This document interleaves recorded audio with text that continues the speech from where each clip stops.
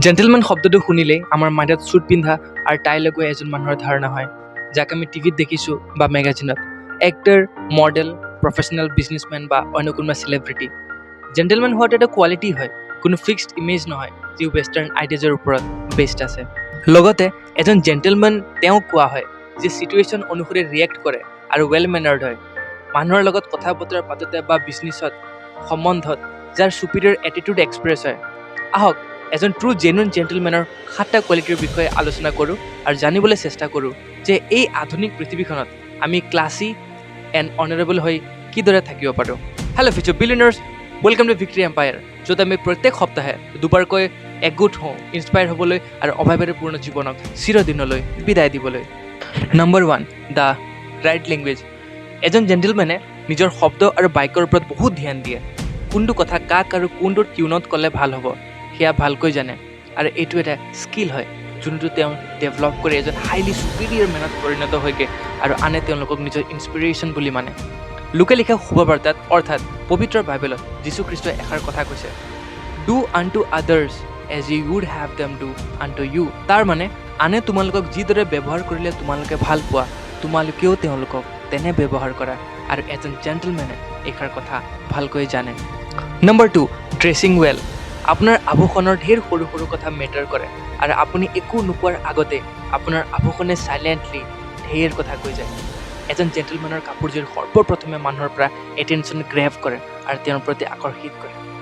যেতিয়া তেওঁ প্ৰপাৰলি কাপোৰ পিন্ধে, মানুহে তেওঁৰ ৰেচপেক্ট কৰে আৰু তাৰে পৰা ছেল্ফ কনফিডেন্স বাঢ়ে, কামত ফ'কাছ বঢ়ায় আৰু বিশেষকৈ এজন জেণ্টেলমেনক ডিচিপ্লিন হৈ থকাত সহায় কৰে। এইবোৰৰ বাবেই তেওঁক দেখি থকা মানুহলৈও ডাইৰেক্ট মেছেজ যায় যে জেণ্টেলমেনগৰাকীয়ে কিমান ছেল্ফ ৰেচপেক্ট কৰে আৰু নিজৰ কেয়াৰ কৰে। এইখিনিতে এষাৰ কথা ক'ব বিচাৰোঁ, ক'ভিডৰ পিছৰ পৰা বহু লোকে নিজৰ কাম হেৰুৱাবলগীয়া হৈছে আৰু মটিভেশ্যন শেষ হৈ গৈছে, যাৰ যোগেদি তেওঁলোকে পথভ্ৰষ্ট হৈছে, আৰু এতিয়া তেওঁলোকক ষ্টেপ বাই ষ্টেপ গাইডেন্সৰ খুবেই দৰকাৰ আছে, যিয়ে বাট দেখুৱাই লৈ যায় আৰু ইনকামৰ চ'ৰ্চবোৰ খুলি দিয়ে। আপোনাৰ বাবে এটা জেনুইন প্ৰফিটেবল অনলাইন কোৰ্চ এটা লৈ আহিছোঁ, লিংক ডিছক্ৰিপশ্যনত আছে। পাৰ্চেছ কৰি ষ্টেপবোৰ ফ'ল' কৰক আৰু নিজৰ আৰ্থিক পৰিস্থিতি সলনি কৰক। Number 3, everything is under control. আমাৰ ফ্ৰেণ্ড চাৰ্কেলৰ মাজত নিশ্চয় এনে এজন থাকিবই যিয়ে 2টা পেগ মাৰাৰ পিছতে অভাৰ ৰিয়েক্ট কৰি ষ্টাৰ্ট কৰি দিয়ে আৰু পেগৰ পিছত পেগ মাৰি আউট অফ কণ্ট্ৰল হৈ যায়। কিন্তু এজন জেণ্টেলমেনে জানে যে কিমান খাব লাগে আৰু কিদৰে খাব লাগে। বহুতে ৱাইনকো হুইস্কিৰ দৰে খাবলৈ লয় আৰু মিছবিহেভ কৰে, কিন্তু এজন ট্ৰু জেণ্টেলমেন ৱেল মেনাৰ্ড থাকে আৰু এলকহল কনজিউম কৰিলেও চিটুৱেশ্যন নিজৰ কণ্ট্ৰলত ৰাখে। নট অনলি পাৰ্টিত, কিন্তু কামৰ ঠাইতো যিমানেই ষ্ট্ৰেছ নাথাকক কিয় পেচেঞ্চেৰে সকলো চম্ভালি লয় আৰু ৰেছপনচিবল মেনৰ দৰে সকলো ৰেছপনচিবিলিটি নিজৰ হাতত লয়। এইবোৰ গুণৰ বাবেই তেওঁক জেণ্টেলমেন কোৱা হয়। Number 4, respect others. Respect should be the first thing you give. এজন জেণ্টেলমেনে দিয়া আটাইতকৈ ডাঙৰ উপহাৰবিধেই হ'ল ৰেছপেক্ট। দে ৰেছপেক্ট এভৰিৱান, সৰুৱে হওক বা সমনীয়া বা ডাঙৰেই হওক। ৰেছপেক্ট যেতিয়া শ্ব' কৰা হয় আনৰ প্ৰতি, তাতে প্ৰেম থকাৰ উমান পোৱা যায়। তেওঁ কেয়াৰ নকৰে কোনে তেওঁক কিদৰে ট্ৰিট কৰি আছে।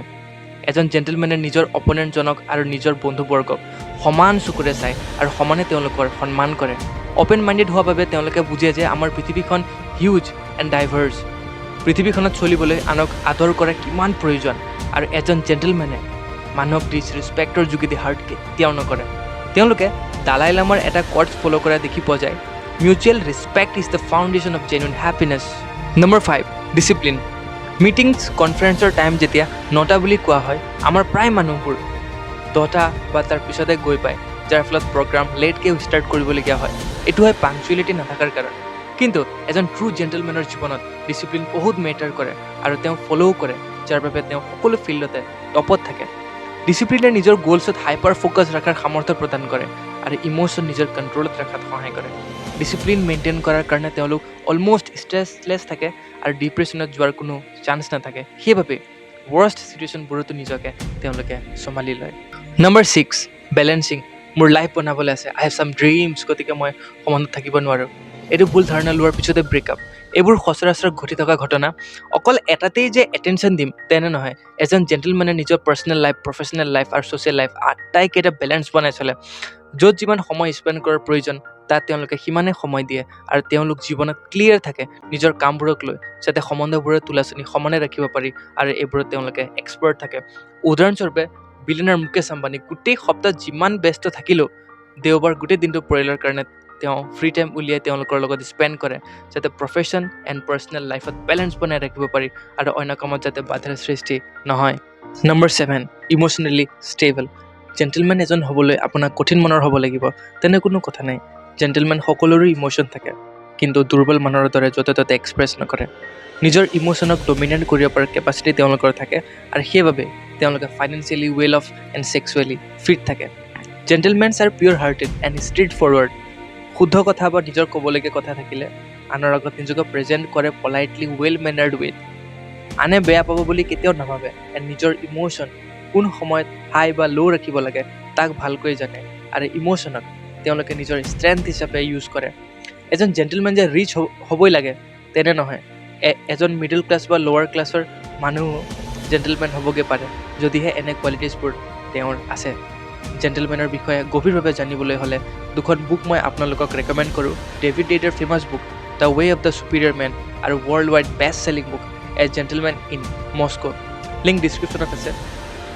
আৰু নিজৰ আৰ্থিক পৰিস্থিতি সলনি কৰিবলৈ প্ৰফিটেবল কোৰ্চ দুটাৰ লিংক ডিছক্ৰিপশ্যনত আছে, পাৰ্চেছ কৰিব পাৰিব।